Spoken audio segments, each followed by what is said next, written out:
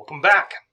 Let's talk about the wonderful world of sediments. So we've broken down rocks, weathering them.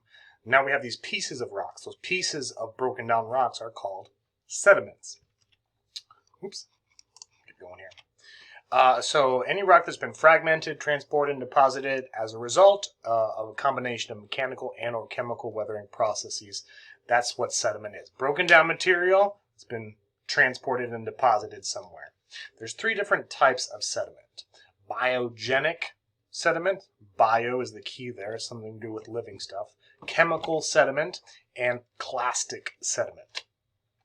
Biogenic sediment, again, that root bio there is a big hint, is sediment that is composed primarily of plant and animal remains. So what you see here are microscopic little organisms, microscopic little shells of organisms. So that material was made by a living process. The living material died, left behind this shell, left behind bones, left behind teeth, left wood, roots, leaves. So anything kind of left behind can be considered a biogenic sediment if it's broken down and transported. Chemical sediments are sediments formed primarily by precipitation of mineral that are dissolved in water. This is caused mostly by water evaporating. So imagine there's a little pond and it's full of water, and in that water, microscopically, are little pieces of broken down material. As that water evaporates away, those little pieces of broken down material stick around, kind of similar to like salt wedging. You know, when water evaporates, the salt's left behind, and salt can definitely be a chemical sediment. So you think of salt water, the water evaporating away, the salt is left behind, crystallizes. That can be considered a chemical sediment. Again, precipitation can occur within a lake, ocean, cave, hot springs. So there are a number of different settings where you get chemical sediments being deposited. And again, primarily, not always, but primarily formed by the precipitation of minerals dissolved in water evaporating away, leaving some stuff behind. Halite, the fancy mineral name for salt, gypsum, travertine, a type of sedimentary rock. These all formed by chemical sedimentation. And then we get clastic sediments. Clastic sediments are sediments formed from fragmented rock and mineral debris. So this is the kind of the biggest realm of sediment are clastic sediments.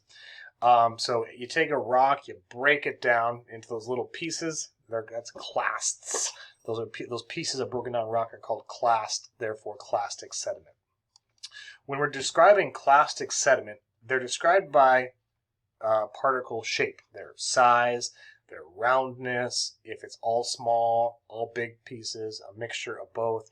It's not defined by the type of rock or the type of mineral pieces at all, because as you can see, it can be a good mixture of a bunch of different things. This is kind of some sand under a magnifying glass. If you look at sand under a magnifying glass, it's made up of a bunch of different stuff. But it is a clastic sediment because sand is broken down small pieces of rocks and minerals for the most part. So again, clastic sediments based on size, not composition. So gravel is the largest size of sediment.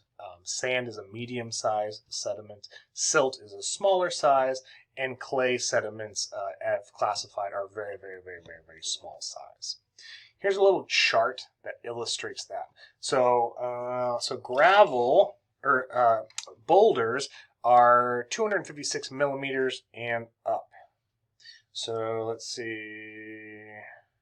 So if it's considered a boulder, it's going to be about this big or more. That's what's technically considered a boulder, if you're ever curious.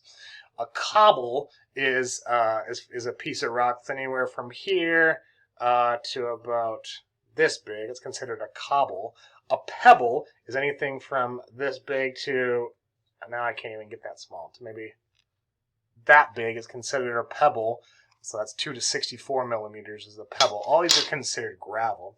And then, so gravel, again, from about 2 millimeters or bigger, it's considered a gravel type sediment. And then as you get smaller than that, you have sand. Smaller than sand is silt. Smaller than silt is clay.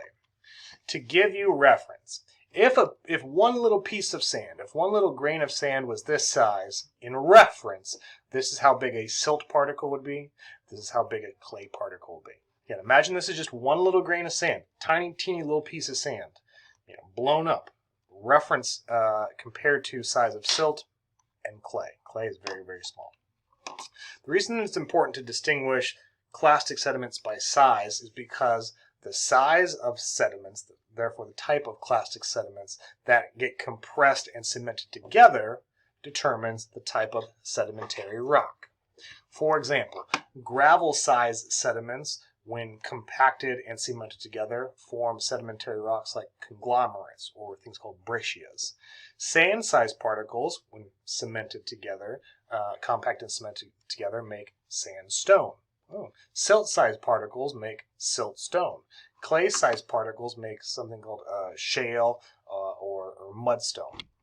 So it's the size, not necessarily the type of material, but the size of the particles that get compacted and cemented together that also then determine the type of rock. So sandstone can look different depending on the sediment. Sometimes the sediment is yellow, sometimes the sediment is white, sometimes it's red, because mineralogically it could be a bunch of different minerals, a bunch of different rock pieces, but they're all of a certain size. Therefore, the sediment is clastic sediment sand, and that sand compressed and cemented together makes sandstone. Let me give you another piece of the super secret code. It is the number 2. Number 2. You got me? The number 2. We're going to pause here. Now we're going to talk about, we've broken down material. Now we have these pieces of sediment. We talked about the different types of sediment. Well, where is that sediment deposited? Where is that sediment kind of build up? That's where we're going next. So I'll see you back here in just a minute.